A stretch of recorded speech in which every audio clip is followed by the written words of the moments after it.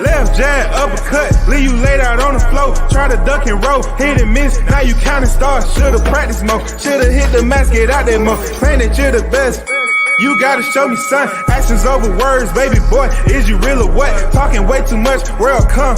Back sports, talking way too much, world come. Back sports, talking way too much, world come. Back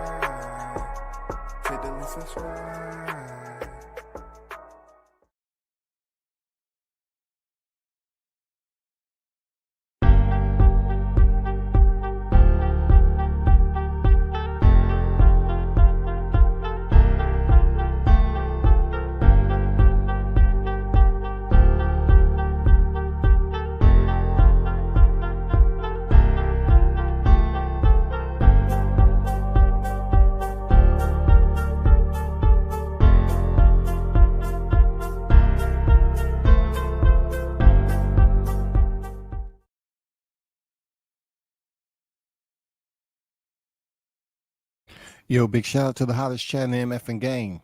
A-Side official, no negotiations needed, period. You already know WCS is the first in the building. Salute. Big shout out to the start of the week. You know how we do on a Monday. Big salute to those who out there in the workforce, who's already looking forward to that first lunch break of the week. The work week. I know my people. Some of y'all are looking and eager, coming off a weekend, to have your first lunch break. I get it, man. I get it. I ain't mad at you, man. I ain't mad at you. We have some multiple topics. I just want to try to sort some things out, in a boxing discussion, of course. Murtazaliev, Madrivmov, Morrell push off one fight. Tszyu took Murtazaliev lightly, says Crawford. And then, of course, I want to go through some of these articles of those who zoom in whenever Crawford says something, the Crawford haters that's in the media. Also, I want to talk about, Ryan Garcia. He released a statement lately, you know what I'm saying, that has people talking. And then also with the boxing public coming off this fight with Tszyu, Murtazaliev seemed to be in the good graces, the arms, the embrace of these new profound fans. You know what I'm saying? I wonder if Crawford, got a hold of some of the Sammy Sosa special.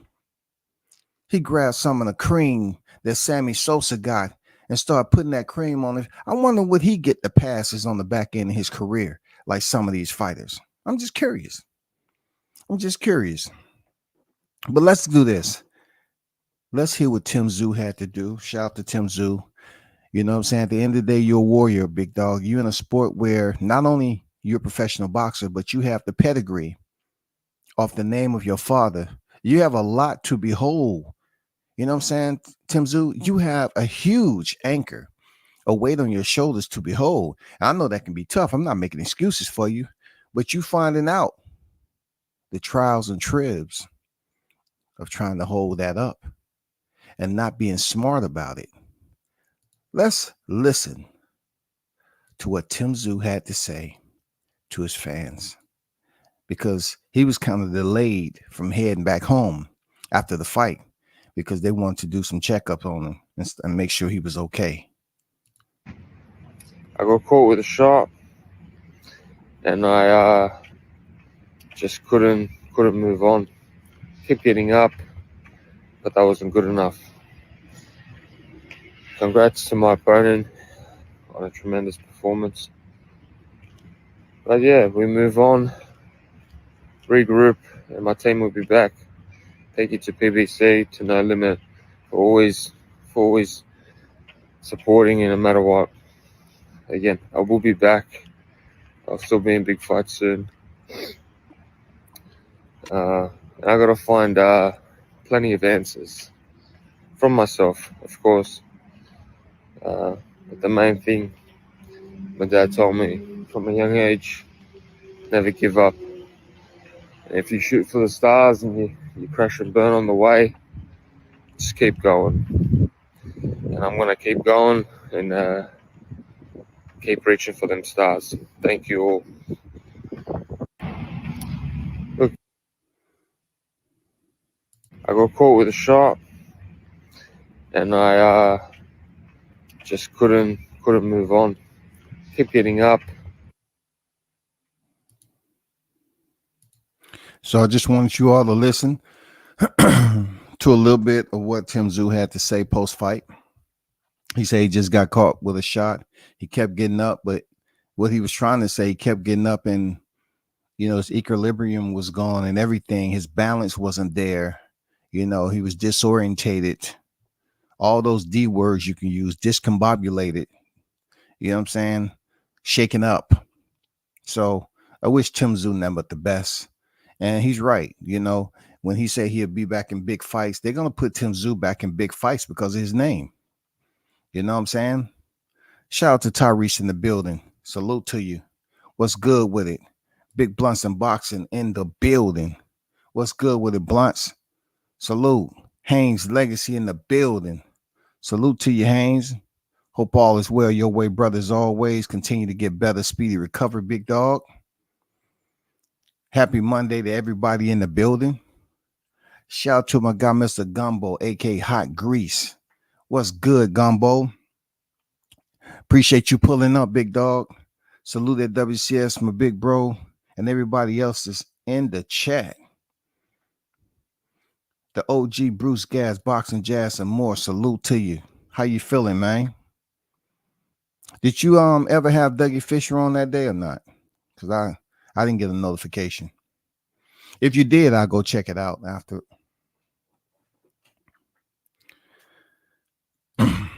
So let's get down to some points of reference. All right. Those are always important, right? Post fight.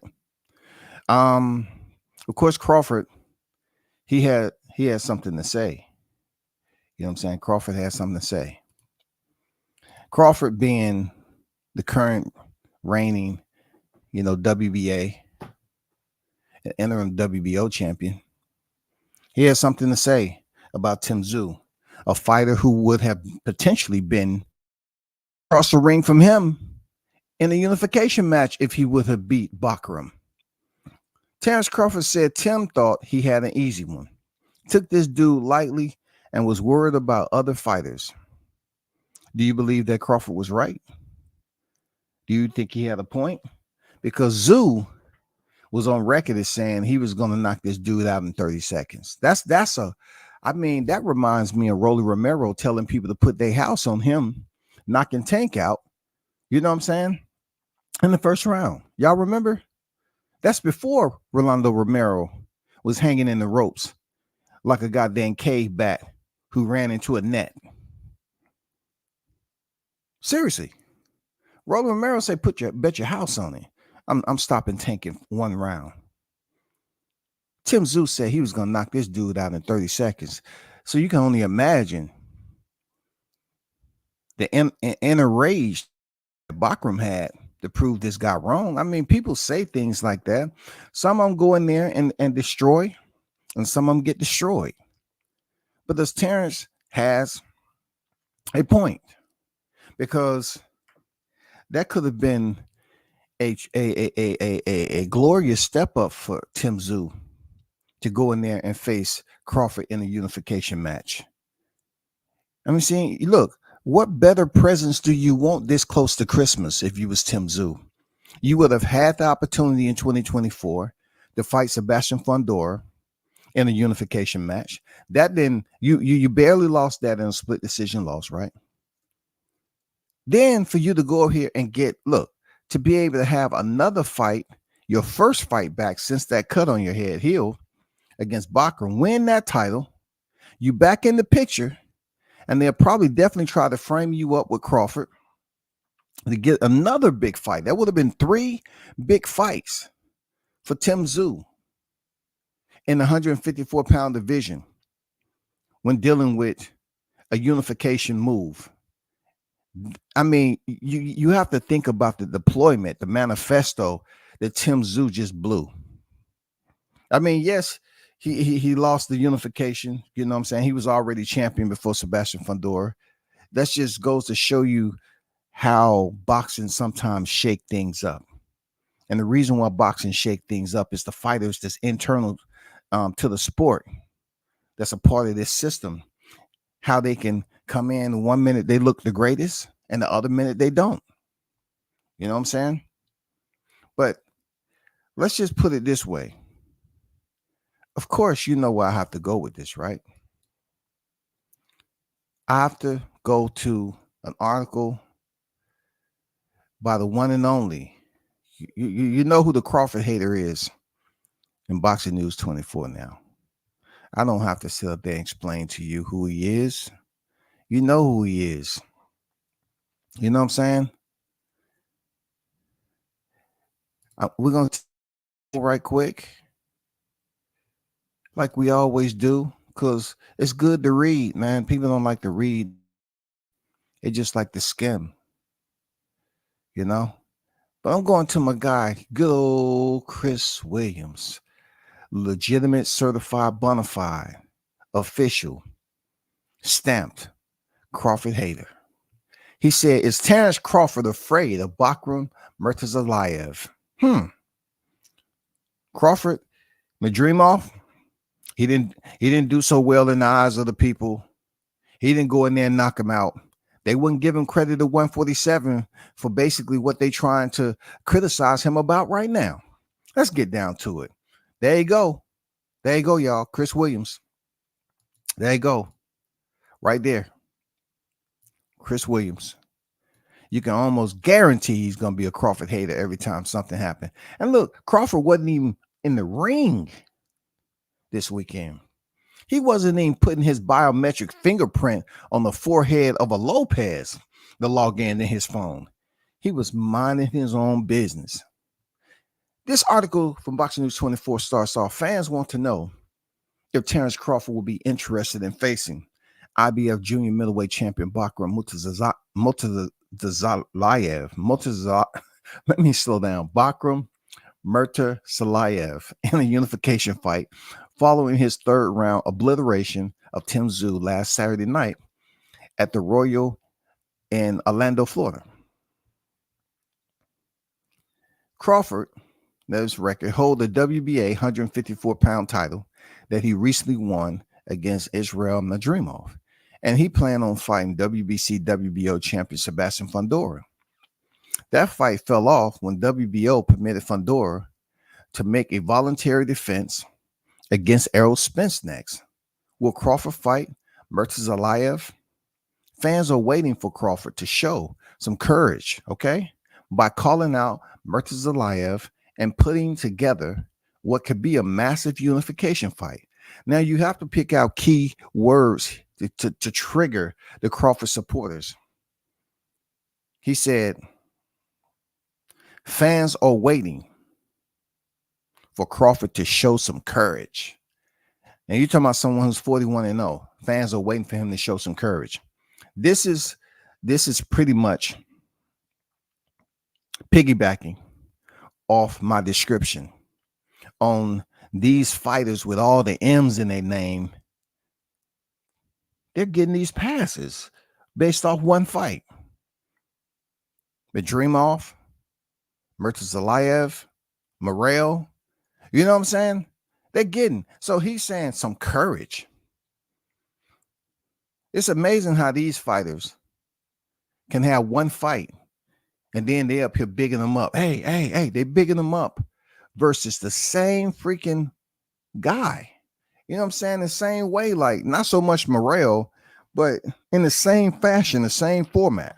Let's keep it moving. Casual boxing fans on social media believe that Crawford would easily beat Murtazaliev, but I don't see it that way. Of course you don't, Chris. Of course Chris don't see it that way. Crawford is now without without an opponent and fighting Murto would make the most sense if we were brave enough to fight him. If he were brave enough to fight him. Let me do that over. Crawford is now without an opponent and fighting Murtazaliev, 23-0, 17 knockouts, would make the most sense if he were brave enough to fight him. Brave, y'all. That's a risky fight for Crawford because Murtazaliev punches hard, if not harder than little Triple G, Madrivmov. But he's more aggressive, throws power shots with both hands, and has a high punch output. In many ways, Murtazaliev is more formidable than Madrivmov. Now, it's amazing how Chris Williams believed that Murtazaliev is more formidable than little Triple G. You know what I'm saying? Because he was the same one on here criticizing Crawford for looking a certain way against Madrivmov and him being old and on his way out the sport. But yet he's bringing in Madrivmov to compare him to Murtazaliev. And though they have difference in experience, absolutely. You know, you talking about Murtazaliev, 23-0, 17 knockouts. And you're talking about 10-1 Madrivmov. But for Chris Williams to say that, yeah, he has power in both hands, we're talking about stylistically, the opponent that he was in there was absolutely ready for X-Mace, ready for Christmas, because he was gift wrapped for the style of Murtazaliev. We know Tszyu was gift wrapped with a pretty bow on it. Pretty bow. You know what I'm saying? That bow looked awesome for Christmas. And you know what? Murtazaliev say, you want me to be Santa? I will be Santa. You know what I'm saying? But I'll be Santa another day because tonight I'm the Grinch. I'm not giving you any presents. I'm being the Grinch tonight. He unveiled, he disrupted, he goddamn sabotaged any hopes of Tszyu getting a win. You know, because based off the was giving him, he ruined that. He ruined it. It said it's unlikely that Crawford 37 will agree to fight Murtazaliev because he's a lot more dangerous than his last opponent, Madrivmov. And he barely won the fight early this year on August 3rd. Crawford obviously knows that he fought Murtazaliev. That if he fought Murtazaliev, there would be a good chance that he'll get knocked out, says Chris Williams. We're talking about Crawford 41-0. It's a good chance that Murtazaliev, based off the success that he had with a fighter like Tszyu, who selected to go in there, guns a-blazing, the left and the right, unholstered, and just be on FA instead of semi-automatic. He was on fully auto, close quarters, reckless, not worrying about, his defensive posture, his armor. He thought he was good to go. He thought his chin was reinforced. And Murtazaliev say, it's not reinforced yet. It's soft. It got some fragmentation in there. I'm going to expose it right now. The article goes on to say, even if Crawford fought in a safety first manner, safety first manner, Crawford, okay? Even if Crawford fought in a safety first manner, Murtazaliev would catch up to him to knock a few chips off of him. You know how easy for me to write an article and just inject all this sarcasm in there? And this is what you call navish sarcasm. Sarcasm that is not in the benefit of the fighter. I can understand writing an article of sarcasm to boost up the fighter, pretty much based off something they haven't accomplished yet. But no, not this. Every time this dude write an article, he has sarcasm in there to a point where he just does it in an antagonizing manner. If you allow him to antagonize you. It goes on to say going 12 rounds against Murtazaliev would be a punishing matchup. And it wouldn't matter if Crawford ran the entire night. Murtazaliev would get to him enough to inflict a lot of damage. He exposed Crawford's advanced age. There you go, putting the age in there now. This guy wasn't talking about age when it came to Murtazaliev, though. There's no evidence that he won't be avoided again. The only good thing he has is he has a title.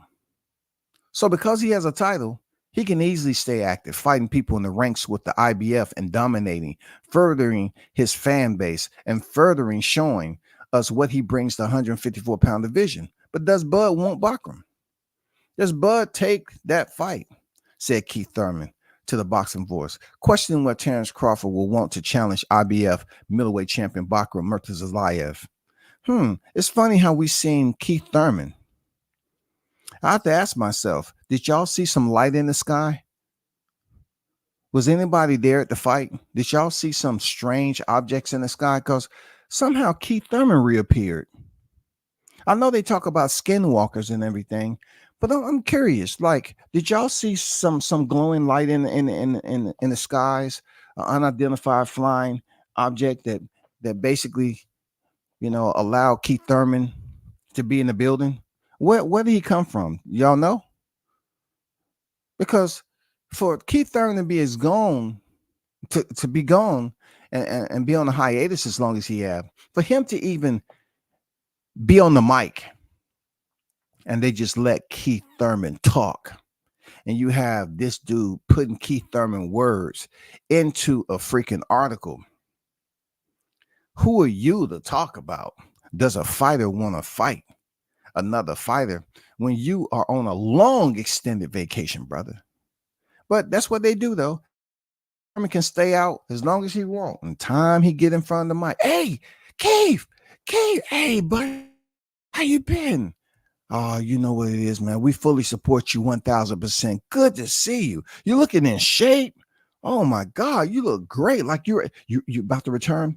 Yeah. I was talking to the wife, and I should be returning in the next 3 years. We just don't know a specific date yet. Yeah. The article goes on to say, sadly, Thurman is right about Murtazaliev likely to be avoided, and Crawford will be one of the many fighters at 154 that wouldn't do with him. Crawford still has the hopeless dream of fighting Canelo Alvarez, which is never going to happen. It's like wishing for the tooth fairy to appear to leave him $1 on this pillow. That fight is not happening for Crawford in a lifetime. I wish he'll wake up and get a clue already. Hey, this guy said he hoped, first of all, he probably loving that I'm reading his article, because I'm one of the only ones to read Chris Williams' articles. I do, because they're so freaking biased. But he's talking about the tooth fairy and all that, knowing the tooth fairy was never an actual person. It was just your parents, having a little fun. But anyway, he says that Crawford will be one of the many fighters at 154 that wouldn't want anything to do with him. We're talking about a fighter who fought a fighter in Tszyu who was coming off a loss. Once again, I repeat, Murtazaliev was fighting a fighter who was coming off a loss. Murtazaliev was defending his title in his first defense. So and he's not the only one, how does he automatically just get dumped on Boxing Wall Street and his stock fly through the roof off of Tszyu, who's coming off a freaking loss? Tszyu is coming off a loss when he was the reigning champion going in there. Sebastian Fundora wasn't even a champion. They complimented them. They dressed it up with a WBC title. Lost that. So I'm putting it out there because we have to call it for what it is, man. Regardless if they were PBC or whatever, the fans allow these fighters to come off a loss and then support them in their next fight back. Oh, they their first fight back. I wonder if Crawford would get the same thing, because Deontay Wilder didn't. When Deontay Wilder lost to Fury, they was busy talking about he should retire. But these neighboring fighters, man, they get all the credit in the world. They have a little, they have some pedigree to his name. And yes, Tim Tszyu was able to win the WBO champion. Okay, we got it. But he's coming off a loss. And people are giving him a full boost of support based off him in a knock him out, drag out fight with Sebastian Fundora. And then he goes in here and try to brawl with the, and he finds out he's a little bit too small and he's a little bit weaker than his mind led him to think. And he found out the worst way possible on fight night. You know what I'm saying? Let me keep it going. It says, who really wants it and takes it and says, okay, who really wants it and takes it and says, that's my next opponent? Does Bakram stay in the IBF lane defending his title? He said he has to stay in his lane until another door opens up to do another great fight in the division in the world of boxing. But right now, he's got a lot of us excited, said Thurman. Crawford should take the fight against Murtazaliev to show fans that he's not afraid and work towards the goal of becoming undisputed champion at 154. Now, this is what I want to say to you fans and you listeners out there. When you hear people talk about afraid so much, I mean, you got to call them out on it. You know what I'm saying? It's a lot of people that's so quick to say Crawford's afraid of something, but he's 41-0. He's still unblemished in his professional boxing ledger. So what is he afraid of? Halloween? How can you say a fighter is afraid and they're still undefeated and they're 4-division champion? Why are you saying it? Sounds like you wanted to. You want to cut the man short based off his achievements. You know he's a big threat with anybody he steps in. So therefore, in order to basically dissolve some of that, you want to throw salt. You know what I'm saying? You want to throw salt on that. You don't want to give the man his full credit. For real. Fans could respect that because Crawford would stay busy fighting an available champion and put himself in a position to become the undisputed champion if he were to win and then defeat Fundora for the last 2 belts. If Murtazaliev was an easy mark, Crawford would likely be eager to fight him, but that's not the case. So it's funny how he says if Murtazaliev was an easy mark. Who's calling Murtazaliev an easy mark? Crawford simply put the tweet out, and he didn't say that he thought that Murtazaliev was easy. He said Tim thought he had an easy one. This dude, Chris Williams, is just talking again. He's talking again. He's putting it out there as if Crawford's saying all this. That's why you have to pay attention when it comes to media, because a lot of these articles, they are saturated and biased.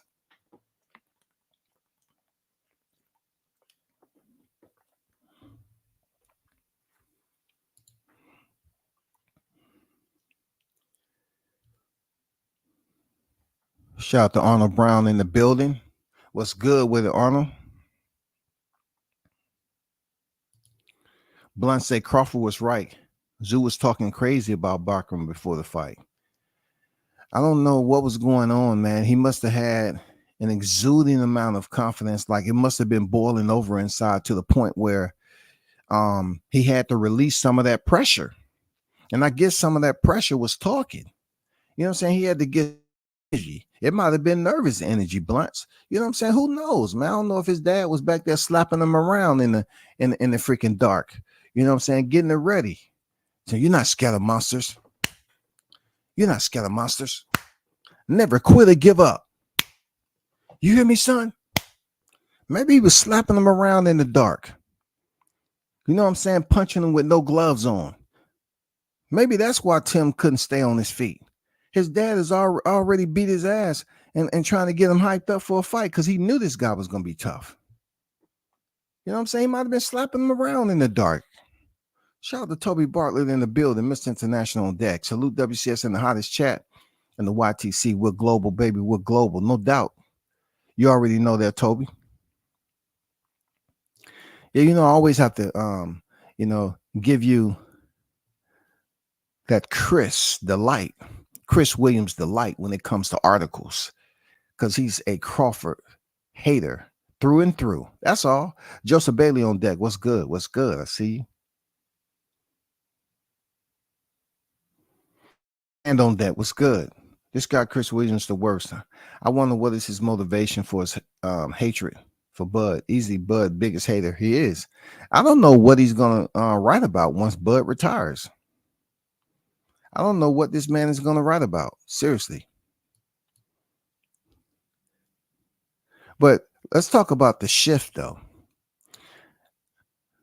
How does things shift? Like, it was an agreement made with Sebastian Fundora to fight this guy formerly known as the Truth, Strap Season, Big Fish. We're trying to figure out when he's gonna basically get to a gym, who's gonna be training him, and also when he's going to return to the ring. That is our biggest concern at the end of the day as boxing fans. We want to know who Fundora is going to fight next. It's not like we're wishing anything bad on Errol Spence. A lot of us want Errol Spence to come back and give a good account of himself against Fundora, the same guy who beat Tszyu. You know what I'm saying? So this is such a crazy dynamic at 154, y'all. It's a crazy dynamic because it's just wild. I just think about how wild it was when I was back there talking about Sebastian Fundora, how they was kind of screwing the man over. He's sitting up there with the interim WBC, and Jermell Charlo is out with supposedly a wrist injury, a hand injury or whatever, and he had to present, doctor's notes, doctor's freaking documentation, evidence, until he ended up being knocked out by Brian Mendoza, who would later go on to be defeated by Tszyu. You know what I'm saying? So Tszyu going in there with the victory and bragging rights over Brian Mendoza, who stopped Sebastian Fundora, and he goes in there and loses, because that proves, they may not want to accept it, but that proves once again that boxing styles make fights. You have people on here intoxicated off their ego saying that styles make fights don't matter. That's a perfect example, because Sebastian Fundora lost to the very same guy Tszyu beat. Not only did he lose, he lost viciously, brutally. But yet Fundora came in there with a decent game plan. Stylistic, won the fight. He won the fight, man. And now he's sitting over there trying to figure out who is going to be his next opponent. That's a unique dynamic at the 154-pound division, because it has that magic to it now. See, the magic that 154 pounds have is the magic that we would like to see at 147 pounds. We would love to see that magic spark up at 147. Now we have new faces, fresh names. Sebastian Fundora been there for a minute. He earned his spot. Crawford, he has one fight at the debut. In his professional career, Crawford has more experience than anyone at the 154-pound division. He is the most decorated fighter in the 154-pound division. And now we have another fighter that's on deck. You know what I'm saying? We have another new one on deck. And Bakram Murtazaliev, off one fight with Tszyu, he defends his IBF crown. Not only that, you have Erickson Lubin saying he want to fight Murtazaliev. You have Errol Spence, who lost his 3 titles at 147. Catapulted up to 154-pound ranking. And somehow, some way, word has it, he should be somewhere in the mix-up. So I like how you have a different roster at 154 coming off the Jamel Charlo, unifying the entire division. You have a different roster on deck. And it's not a weak roster either. It's not a weak roster. I mean, you have the people behind it, right? Like when it comes to some of these divisions, some people take different angles. Like it's not considered weak, right? Because Bakram's getting all this praise. They say he's a strong two-handed hitter. The next they're gonna be comparing him to Murtazaliev. Oh, he got power in both hands. You know what I'm saying? So okay, he's a power hitter, right? He's a power hitter, right? And then you got Sebastian Fundora, the Towering Inferno. He is the taller, more rangier fighter at 154 pounds. His body composition is different than any fighter that's in the running, as champions. And then you got the other hitters. You got Charles Conwell. Charles Conwell is still in the mix. Whenever he gets his shot, I hope Charles Conwell get his shot. Because he deserves his shot. But I know it's a manifesto that's going on right now where Turkey Al-Sheikh, Terrence Crawford, is trying to pretty much unify the division. And I know people feeling some type of way about him potentially possibly fighting Conor McGregor in a boxing match. And don't be angry. There's no need to be angry because others have done it and got paid. So even if he takes a little break and fight Conor McGregor, only Crawford knows how his body is feeling and what he's going to have to be able to put himself through to go in there with the bigger Conor McGregor. And of course, we don't know what weight Conor McGregor is going to be on because Conor has been looking huge. You know what I'm saying? Conor looks every bit of like 200 pounds. You know what I'm saying? And it's been said allegedly, that he loves that whiskey. And he hasn't been the same since he became, champ, and then fought Floyd Money Mayweather, made all that money. And I get it. It'll be hard, just like freaking marvelous Marvin Hagler said, it's hard sliding off those silk sheets with those silk pajamas on, off that silk pillowcase. It's hard just getting out there, pulling them silk sheets back and goddamn that air hitting you. Like, nope, let me put them back on. I'm chilling. Dang, these silk sheets feel good. I mean, it might be difficult, man. Conor McGregor, he found out what that was like when that check cleared and all the residuals that he was getting. It was difficult for Conor to come back to MMA. But at the end of the day, it's a unique dynamic that's going on at 154. We have the right kind of burner, the right kind of flame to keep this hot at 154. The temperature's just right because they're boosting up Bakram, right? Okay, cool. We need that. They boosting up Sebastian Fundora. We need that. And they boosting up Terrence Crawford to fight whoever, one of these champions. That's what we need. Sebastian has 2 of the belts out of the 4. Crawford has the WBA and Bakram has the IBF. That means 2025, we should see a unification match. Unfortunately, PBC is up here, trying to maneuver their way again to possibly getting a big fight. I don't know if PBC wants to see a Crawford Spence too, but just the fact of them making Sebastian Fundora, and then you have to understand that Crawford, he concurred to the agreement. So I did have a question. Like, I thought this month that they had to, come up with something. He had to fight Crawford, else he was going to be stripped. So I guess the agreement pretty much nullified that. I'm not sure. Shout out to Samar Warren, man. Peace and blessings, beloved. Salute WCS, certified, stamp the like button and support the grind. I see you in the building. Salute to you, brother. He said, as soon as I heard WCS say it was Chris Williams, I knew it was coming. Yeah, you know, yeah, he loved that, man. He loved that. Real talk. He loved that. Let's get to something that Ryan Garcia put out here, because this is an ongoing saga that is playing out in the media, of course.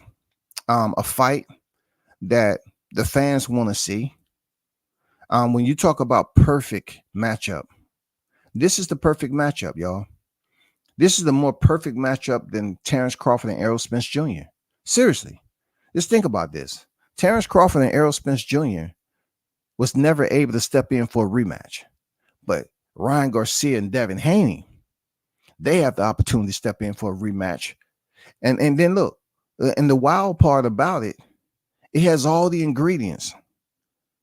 It has all the ingredients to do something special. They have amateur experience together, stepping in the ring 6 times before they fought. You know what I'm saying? They had that moment. And then they had the entire lead up with the press conference, right? They had all the drama. Ryan Garcia potentially not being fit for duty, mentally unstable. You know what I'm saying? Devin touted to be the more skilled fighter, undisputed at lightweight. WBC world champion at super lightweight. Both of these fighters in their own way have proven that they did something in boxing.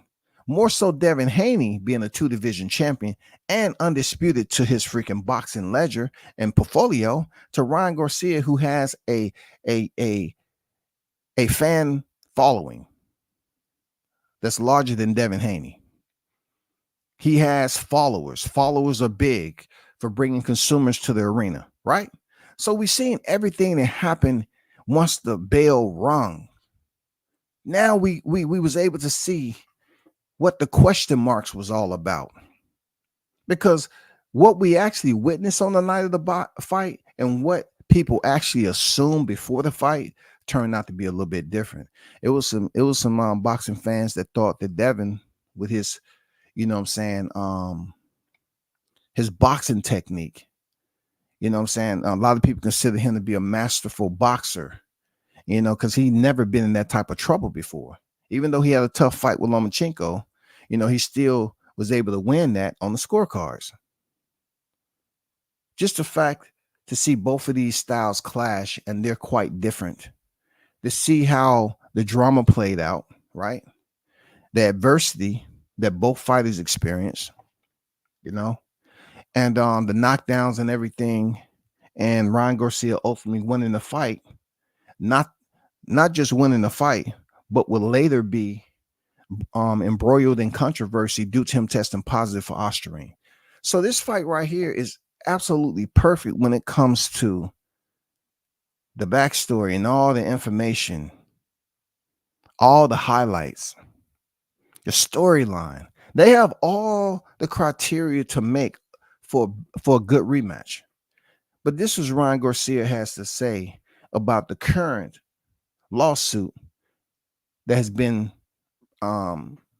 submitted by Team Haney from that very same fight that I just said, that has all the ingredients to make for a hell of a rematch. Ryan said, I didn't need a belt to whoop your son ass like he stole something. Turn the page. This arc is done. Goal was to put a whooping on your son. I did it. I did. I know in my heart I never took steroids. However, it showed up in my system as a mystery. What is a little weird, though, is how your other son knew about the testing before the public, before you, and even before the VADA testing, which your ass never acknowledges. Very fishy, but who cares? I'm over it. I'm trying to continue my career and move on. Devin is now on my level, never will be dropped 3 times. Devin is not on my level and never will be dropped 3 times and had his face all beat up. So that was from Ryan Garcia, right? Obviously, he's still angry about what is playing out, just like a broken record in the media. And people are wondering how far this lawsuit is going to go. Because at this point and stage in the game, all we want to see is a good fight. We want to see a good fight, man. We want to see. Not every fight, man. Not every matchup has all the ingredients, man. Line for line. Not every fighter has this much content to build up. Like, it really helps the promotion with this fight right here between Ryan Garcia and Devin Haney. It really helps it out. So I'm not going to take too long talking about this. All I'm going to say is, especially when 2025 comes around, April is not that far. Once the new year come around, April's not that far. So I would think there's going to be some type of information coming out on when Ryan Garcia is supposed to split the ropes again. Is it going to be with Devin? Is it going to be with somebody else? But Devin would be a fool. Ryan would be a fool not to have this fight, not to go into the rematch with all the drama behind this fight. Now that people actually know you all are rivals. WCS had put that out there. We barely have fighters that are rivals now. Ryan Garcia and Devin Haney are considered to be rivals. People consider them not to like each other. They're rivals. This is how we get the rematch or the trilogy. Situations that play out is full of controversy. Why not? What other matchup do you see where you have individuals wanting to fight each other outside of the heavyweight division? I mean, they were scheduled. Do people see Usyk, Fury as rivals? I don't know about that. You know what I'm saying? I don't know. Are they trying to make Daniel Dubois and Anthony Joshua a rival? Possibly. But I said outside the heavyweight division. Where are the rivals at? Are we going to get a rival between Benavidez and Morrell? Could that be possible? Is it possible for us to get any type of rival out of 47? I don't see anybody becoming a rival at 168 right now, as long as Canelo's just, tugging along and doing what the hell he wants to do. But where can we get a rival at? We need some more rivals. We need some more 1-2. You know what I'm saying? 2 fight deals so we can actually see who makes the adjustments and come back in the ring and prove that they're the better fighter. We don't have too much of that. Is there any fighter that could potentially become a rival with Gervonta Davis? Can it be Shakur Stevenson? I seen Shakur Stevenson back in the ring. He had his left glove on, and they was doing mitt drills. So Shakur is back in the ring, getting that work in, trying to strengthen up that hand or test it out. Really, he was doing mitt drills with his trainer over there in Texas. So that's a good sign. But is that going to be the future rival? Gervonta Davis and Shakur Stevenson? And then you got to ask yourself, how do you compute the criteria for a rival? Okay. Me, once again, like I tell you before, I look at rivals in the UFC as individuals who have been champions and stopped and came back and fought the very same fighter who stopped them. Like, a rival for me was Alex Pereira, Izzy Adesanya. But I'm cheating a little bit because they fought each other before the UFC. But they end up being pretty decent rivals in the UFC. It's too many rivals in the UFC for me to even talk about when it comes to mixed martial arts. But just to stay on boxing, it would be good if they can just make these fights quickly. Time a fighter wins a belt now and the IBF is included, they throw a freaking mandatory in there. I don't know if y'all heard, but when Canelo was stripped of his IBF title, William Skull just defeated, that guy. So William Skull is the IBF champion. So now some of Canelo's common opponents at 168 that he already beat is going to be trying to fight William Skull, right? Then not only that, we just had the IBF step in again. I mean, you've seen what happened, right? They have Efert. What's his name? Michael Efert or something like that. He's supposed to be the IBF mandatory. Is that the next one in line? Seriously, like nobody has no idea who Michael Efert is. Even IFA. What is his name? Let me look him up right quick.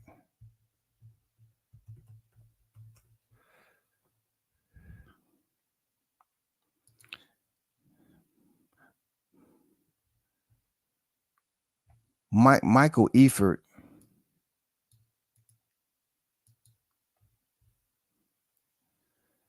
He's supposed to be the next one in line for Beterbiev. So we just seen a hell of a freaking unification bout for Undisputed. And immediately the IBF comes in there and saying that Beterbiev needs to fight Michael Efert, 26-year-old German fighter. And as I'm looking through his resume, he's never had a fight in the good old US of A. So I know what people are gonna say, because you have the protest fan club up here that say Anui doesn't need to come over here all the time, but Anui actually has fights over here in the US. You know what I'm saying? He has been over here a couple of times, but this guy right here, obviously, right? When it comes to his resume, it's nobody on there except John Pascal. That somebody would even bat an eye. You know what I'm saying? And he fought John Pascal in March 2023. Let me see if I can find any other sprinkles of gold here. No. Let me pull out my magnifying glass and hold it up to the screen. No. Let me pour me some goddamn drink. Shake that shit up. Smell good. Drink that. See if my mind can bring me to find something that I didn't see. No.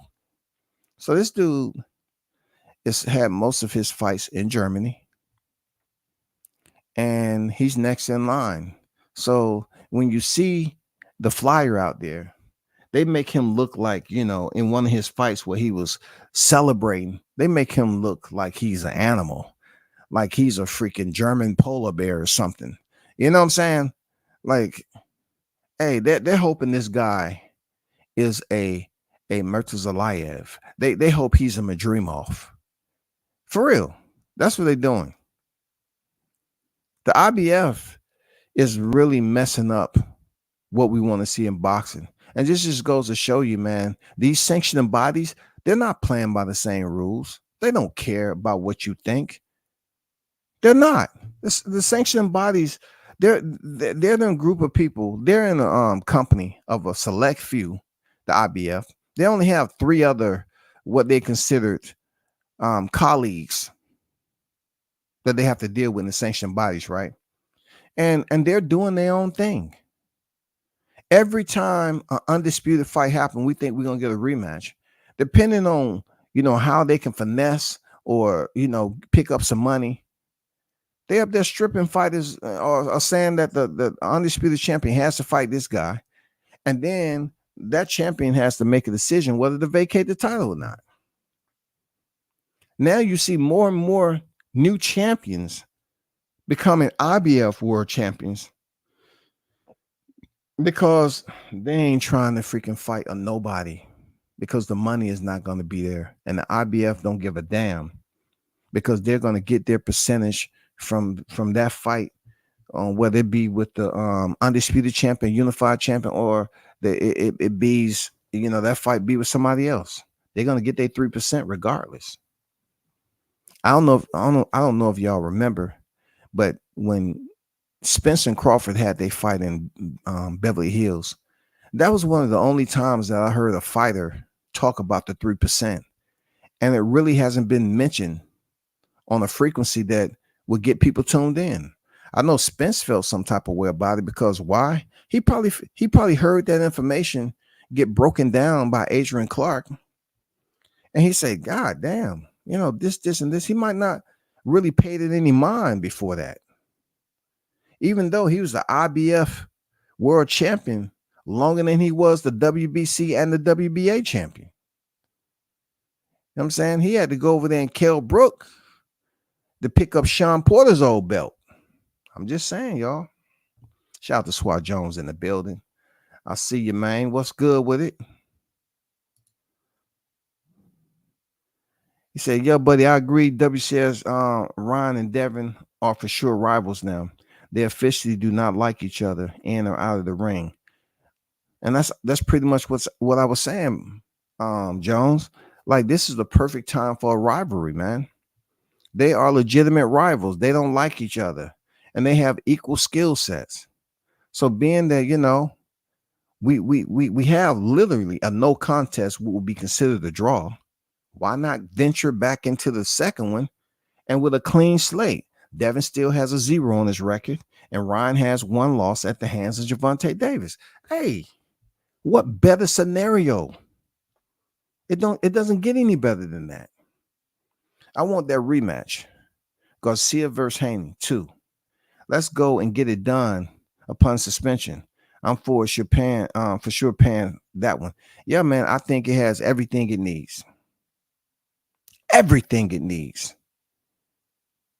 Fight fans need to boost this fight up. They busy acting like, man, they get these fighters from Christian camps. You know what I'm saying? What was your school? Where did you go to high school? Oh, the Boys Christian Academy over there off Fulford. Yeah, and Lindenhow. Okay. What was your GPA? Oh, 5.8. Wow, you can definitely be a boxer. They don't do shit like that. We're not getting these guys from Christian, boys' schools and shit. This is what you look for in boxing. You look for the adversity. You look for the drama, suspense, the intrigue. This has everything, all the way from for the amateurs, all the way up through their promo for the first fight, all the way during the fight and after the fight. It has all the ingredients for them to have a rematch, and they would be stupid not to have it.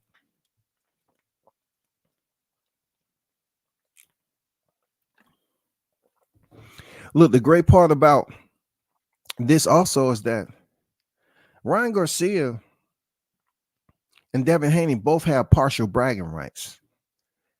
Devin Haney would say, I did everything I was supposed to do as a champion, and I came in on weight. For Ryan Garcia, he did not.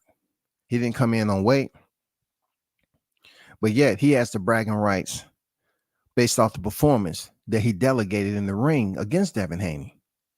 So you have the good and the bad, the yin and the yang, right? Their promoters are going to have to figure it out because this is a fight that will be worth seeing. Shout out to the Oracle Trick Note. He in the building. What's good with it, Trick? He said, no rivals like it used to be back in the day. They let social media use them. They go back and forth on social media, and when they see each other at the fights, they take pictures with one another. Oh, man. Man, you ain't lying, right? I haven't seen Devin Haney and Ryan Garcia take pictures though. But I have seen some other pics, you know what I'm saying, of fighters that supposedly dislike each other. Like in 2024, I think this one of the years, I say out of the last 3, I think that we've seen, fighters really trying to talk shit to one another. Like it used to. Like we had Edgar Berlanga trying to talk shit. But before that, we had, Caleb Plant talking shit to, Canelo Alvarez. But, Edgar Berlanga was going around talking shit to David Morrell. He was talking shit to Caleb Plant. I mean, he was making his stops. You know what I'm saying? Of course, you have the Teofimo situation, him talking. You had Ryan Garcia and Devin, talking. I mean, you've had a lot of fighters, the Charlos. You know, we don't know what they got going on, but most of the time they have a fight coming up. They usually trash talking, especially Jamel. But he didn't do that with Canelo Alvarez, of course. He was a good little boy. But I mean, rivals. What will we see the Ennis Norman Jr.? Will we ever see that, or it's just evaporated or one negotiation? That would be a good fight. You know what I'm saying?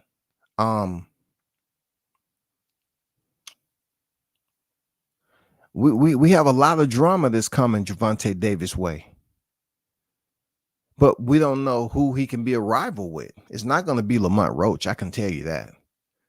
It is not going to be Lamont Roach.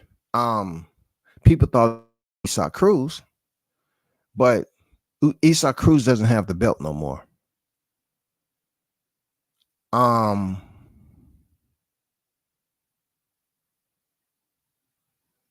don't know if Shakur Stevenson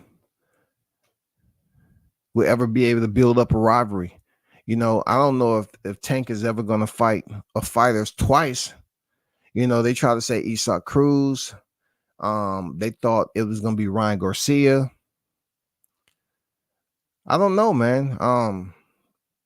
Out of that, Isaac Cruz, in my opinion, he went the distance. It would have been good to get that rematch out the way, but who knows, man? Like, I can't call it.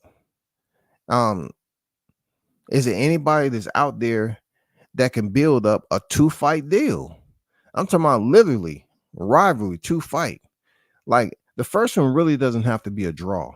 Like in mixed martial arts, these rivals, they're not based off a first fight being a draw. They based off a first fight having controversial decision or the champion losing his belt and matchmakers over there giving that fighter a second chance to step back in the cage. Let me see who. I'm not even gonna bring Keith Thurman in there. You know what I'm saying? 47 has all the potential for some rivals, but we don't know how long some of them fighters are even going to be at 147. You know what I'm saying? Well, you made a good point there, Trick. Good point. Solid point. You know what I'm saying? Solid point.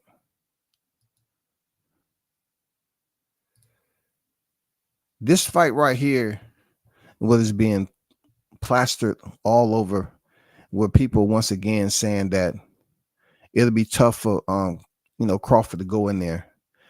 I heard Showbiz make using an analogy that I don't agree with, but Showbiz, the adult, shout out to him. Continue to do your thing, man.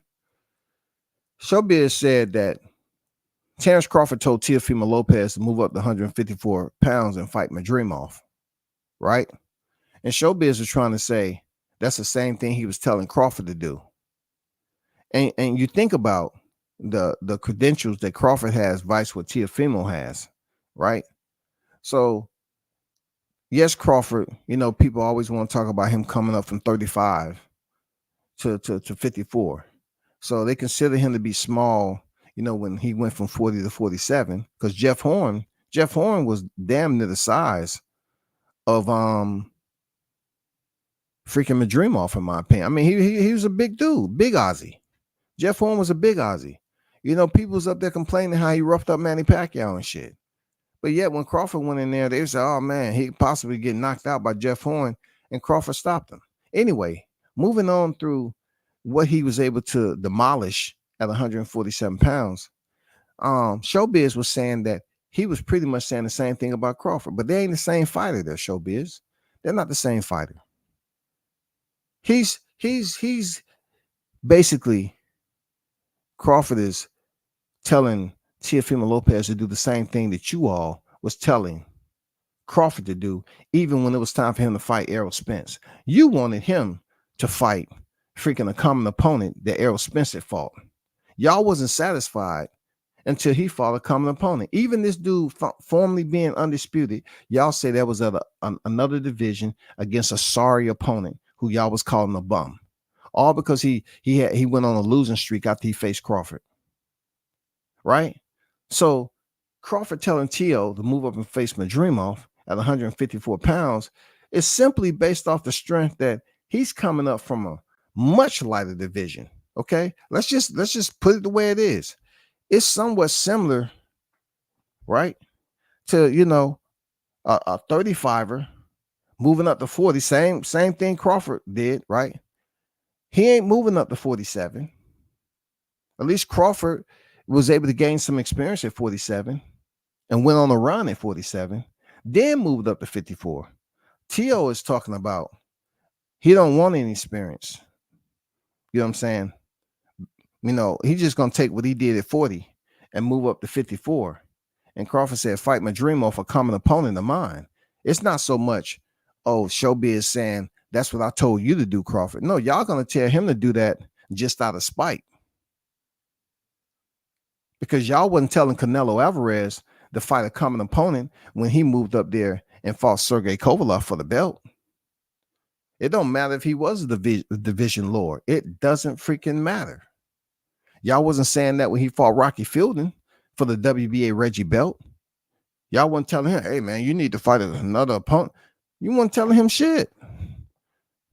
When he went out there and fought Dimitri Bivol, you weren't saying, hey, man, you need to do this now. Nothing. When Canelo was moving up to 60 to fight Triple G, one of the best middleweights of this era, y'all wasn't telling Canelo, hey, well, you should just fight that guy because Triple G, he's a killer. Canelo wasn't considered a killer when he stepped in there with Triple G like that. That was just the beginning of him challenging. The Tszyu situation is not the same as what you're trying to say with Crawford moving up to fight Canelo Alvarez. Because Crawford is closer to 168. He is. He's closer to 168. He's contending at 154. He's closer. Crawford is a bigger fighter. Tszyu is a smaller fighter. No experience at any of the weight classes to kind of, allow Crawford to get some credit for the little small itty bitty Tszyu. So fight one of my common opponents. Because once again, you also have to take this in consideration too, Showbiz. Crawford is a champion. Crawford is a champion, but what separates Tszyu and Crawford? Crawford's been long reigning standard, the golden standard on the pound for pound list.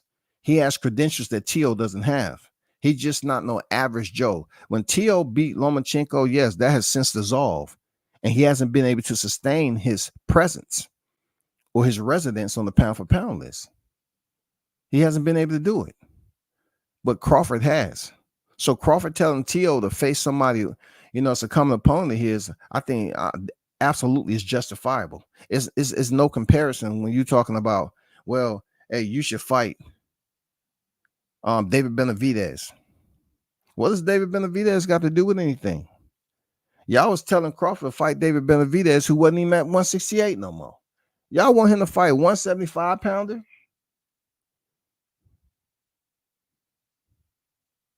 And then we're talking about him doing business. He wants to fight Canelo. But see, David Benavidez was the one that listened to y'all and didn't get shit from it. Y'all was saying he should fight Boo Boo Andrade. He did. He stopped him and still didn't get the Canelo fight. So come on, man. Leave that shit alone. Leave it alone. Seriously. Leave that alone, yo. Tszyu was acting like Murtazaliev left hand didn't hurt. Tim guard was damn near non-existence. Murto had Tim looking at him like, what the hell did he hit me with? Hey, man, when Tim had that little, look on your face when your kid is pouting, when you catch them doing something, you say, hold your hand out. You pop that hand, time they put it out there. Tim had a look on his face like he was pouting, but he wasn't. It was just that look of sheer, excitement and not knowing what state of mind I'm in. Like, huh? Like he had a little goofy look on his face, like, he was Scooby-Doo for a minute. For real. He don't know, not Scooby-Doo, Shaggy. You know what I'm saying? I mean, he looked like Shaggy. He looked goofy, man. That's when your mind is scrambled. Murtazaliev scrambled his consciousness, man, like eggs. You know what I'm saying? With some onions and green peppers in there. It was a lot going on. He even put some he diced up some freaking spam and put some diced up spam in that motherfucker. I mean, Tszyu had the goofy goof look. He was feeling bad. But yet, with that said, he didn't start to work his jab, and he just wasn't patient enough. Even in a state of confusion, Tszyu showed that he didn't have the common sense to just hang back, box until he get his feet underneath him, get his coordination back, get back into his rhythm. He just went right back into hellfire and got destroyed. That's his decision making, yo. You know, we got to blame Tszyu for poor decision making. Real talk. Poor decision making, yo. Poor decision making. I'm not going to hold you on that. Poor decision making.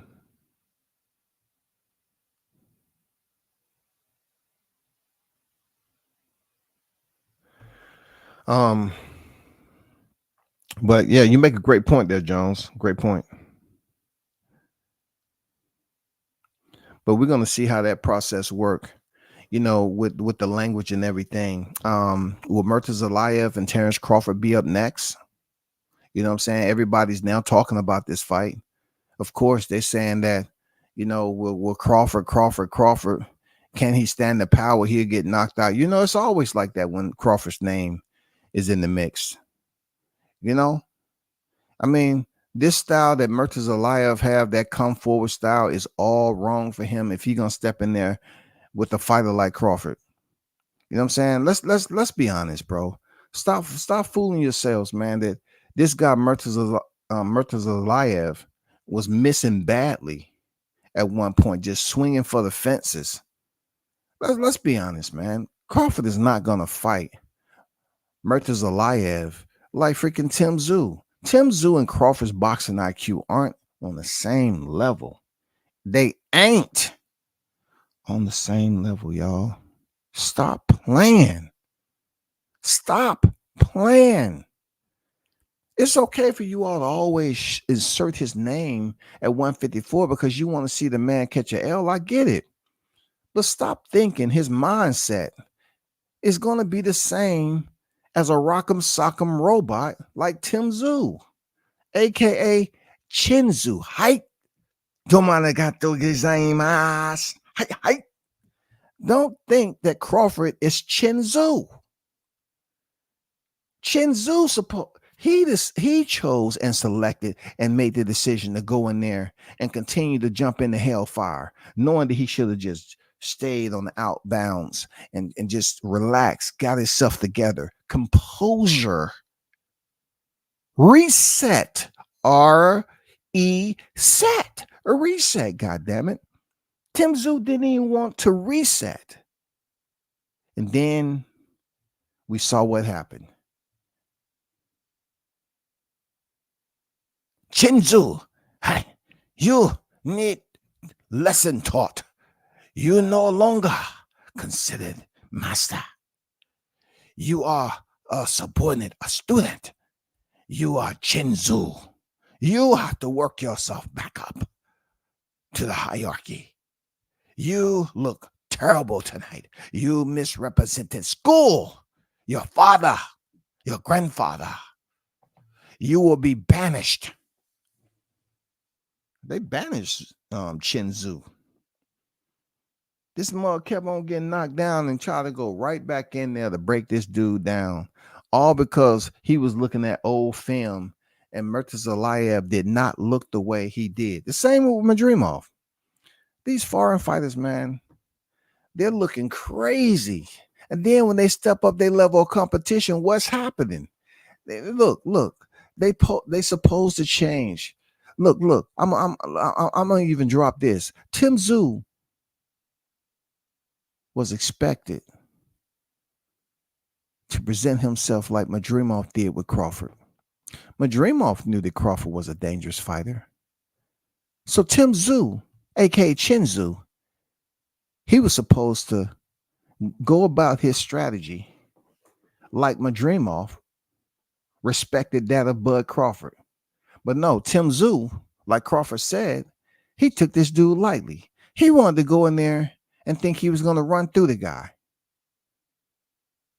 When in fact, he should have used the same type of mentality and poise as Madrivmov did when he faced Crawford. Am I right or wrong, Shouty? Come on, tell me if I'm right or wrong, man. Tszyu had the wrong game plan, yo, if he had one at all. Dude was up here tripping. He was getting knocked down with the left hook. Look, at one point in time, Madrivmov threw a 2-1. And then, Tszyu slipped underneath the left, right? Once he came back up, goddamn, Murtazaliev sent that motherfucking left hook again. Yes, it's stamped. Yeah, I paid for postage and everything. Okay, send it. Cracked him. Down goes Tszyu. Down goes Tszyu. He's in a bad place, people. 4, 5. One thing I can say, Tszyu kept getting up. We got to give him credit. Just like we give Haney for getting up, just like we give Errol Spence for getting up, got to give him credit. He kept getting up. But what he did after he made the count is where I say his decision making, maybe based off a deep state of delirium, that he attempted to jump right back where it was rounds down range for Murtazaliev. And Tszyu just went in there like no flak jacket on, no helmet. You know what I'm saying? Close with seek and destroy. He didn't use any type of tactics, y'all. He just goddamn acting like it was the bonsai arena with ground forces. Motherfuckers running up on the hill with a bayonet on the end of their weapon. Bonsai! And getting lit up. I hope you get it together, big dog, because you had the worst game plan you ever. And regardless if you say your dad say never quit at anything, guess what? So, he didn't say you had to go in there and be forced to quit. He said you yourself never quit. That doesn't mean for you to just keep on jumping back in the fire, and you're in a championship fight, a championship showcase. You got to use your brain there, Tszyu. But I wonder if this fight between Crawford and Murtazaliev is going to happen. I think it's a good matchup because he has a belt. Okay, anything with a belt for Crawford is selecting to become 3 division undisputed. So anything with a belt in this division for him to collect, cool. I know he doesn't really have the IBF in his good graces. Pretty much how they did him. Real talk. He has to be very strategic when it comes to business, because time, he had the IBF title at 147. The IBF sent him that dead end leather, and then they stripped him and gave it to Ennis. And Ennis might be cursed by that IBF belt. Seriously, the way he went about it. Seriously, it may not be all that he thought it was going to be. But anyway, I don't think that Crawford has liking to the IBF, because when they stripped him, he definitely said F the IBF. So I don't know if he's going to be fighting this guy anytime soon. Seriously, I don't know, yo. I don't know, man. I like Tim. I've been watching him since his early fights in Australia. But Tszyu, that's brilliant. For real. You know what I'm saying there, Toby? Won't be able to watch him the same anymore. He said he'll be back for big fights. I believe him. I believe the PBC is going to put him back into the motherfucking fire, just like they did Sebastian Fundora. Sebastian Fundora came off a damn loss, and they put him in there with Tszyu for a title shot. So regardless if he didn't get it done against Bakram, I think they're gonna put Tszyu back in there with somebody of notoriety. I truly do. I think they are. When they asked him, "Where's your defense?" he said, "Around the garden." Oh my God, man! Why y'all sitting up here stumping on Tszyu, man? At least let the man get up for the count, dog. You know what I'm saying? I like how you put that defense. Good wordplay, man. You know what I'm saying? They say around the guard, man. That's just stupid, man. Damn, that man had a defense. That's what you said, right? I got it from Lowe's. And then I got 10% discount too. Shit. Tszyu went straight ahead without thinking. Real talk. He did not process the situation, man. In the heat of battle, you have to give some strict analytics. Like, okay, perfect example when we remember when Tank said about Rolly. You know, they asked him about early on, you know, in the fight. Did he feels Rolly power? And Tank said, yeah, I felt it. You know, he got a little sting to it. So I said, okay, let me ease up a little bit. Let me chill. And then I'm gonna come back and break him down. That is called boxing IQ. That is called, what am I proving? Am I proving that I can go in here and be Tszyu and get knocked the fuck out? Or I'm gonna use my boxing IQ and be methodical, strategize. And that's what Tank did. And he ended up stopping Rolly in 6. But Tszyu, he got up off the canvas, went right in there trying to goddamn go punch for punch. Why, brother? What's wrong with you, bro?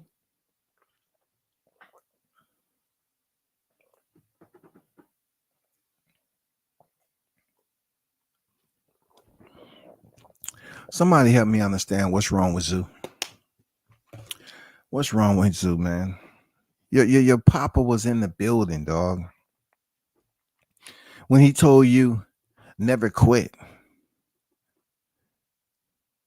he didn't say you never quit using your common sense.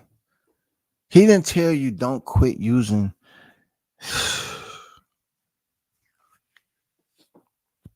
Never quit anything. That meant using your common sense there, Tim. You should have did better, brother. You should have did better. That's all I'm saying. You should have made a better conscious decision after you seen a common opponent, Sebastian Fundora, trying to sit in the hole with Brian Mendoza and got knocked and put to sleep. You somehow, some way, you're overlooking all that info that was out there. You was overlooking it. Seriously, you was overlooking. You could have even looked at previous tape of Jermell Charlo and Brian Castano. How tough Jermell Charlo make that fight by standing in the pocket trying to trade with Castano instead of boxing him. You know what I'm saying? Even you could have looked at Jermell Charlo and Tony Harrison first fight.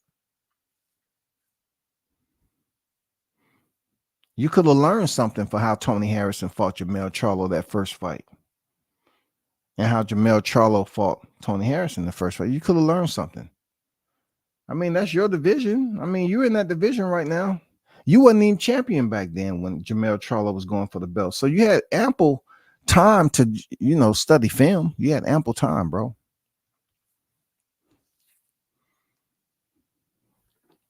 You know what I'm saying? But we'll see what comes down to it, man. You know what I'm saying? This was a Hot Grease Chronicles EP 417, year 2024 over. Quest for 3-time undisputed. Shout out to the hottest chat in the MF game. Appreciate y'all for pulling up as always. Thanks for your support, your attendance. We should do it again. I'm out.